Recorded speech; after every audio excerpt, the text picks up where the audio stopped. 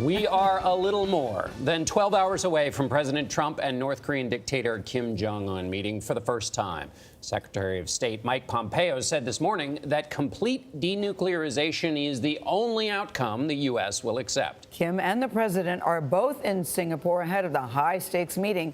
Now, this is the first time that a sitting U.S. president will meet with the leader of North Korea. The summit will take place at the Capella Hotel on Sentosa Island, a high-end resort. CBS Evening News anchor Jeff Glor is leading our coverage from Singapore. Jeff, good morning. Nora, good morning to you on the eve of this summit. An extraordinary moment for this city-state here in Singapore, an extraordinary moment in the diplomatic histories of both of these countries.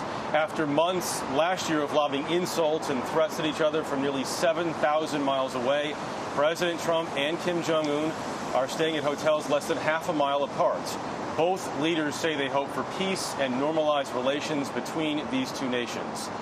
Major Garrett is here with us now on the Trump administration's plans for the summit. Major, you just left a briefing with the Secretary of State. Yeah, we'll get to that in a minute, Jeff. Good morning, everyone. The summit will begin, as we might all expect, with a handshake. Talk about a photo op. And then possibly as many as 2 hours of direct conversations. President Trump, Kim Jong Un, only their translators present. Now, just a little while ago, the Secretary of State, Mike Pompeo, said the United States will maintain economic pressure on the North until it takes verified steps to dismantle its nuclear arsenal. But Pompeo also said the U.S. is prepared to offer the North something brand new.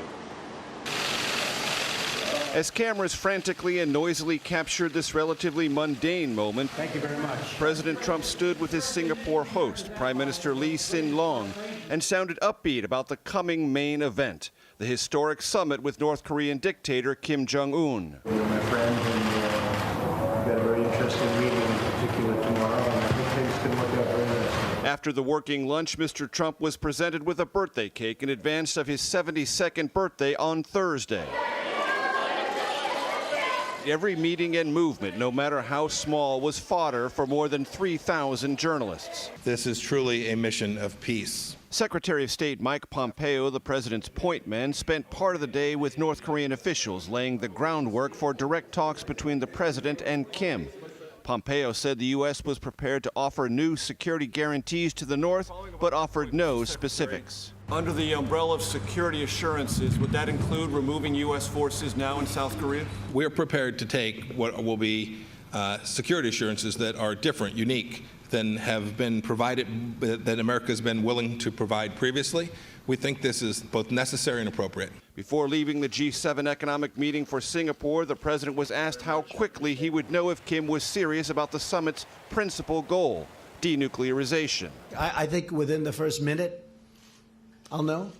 How? My touch, my feel. That's what I do. Do-yeon Kim of the Korean Peninsula Future Forum called that approach risky and dangerous. Kim Jong Un is going to play the long game, and so Trump really has his work cut out for him. He cannot determine the fate of North Korea, the fate of the Korean Peninsula, in just 1 minute.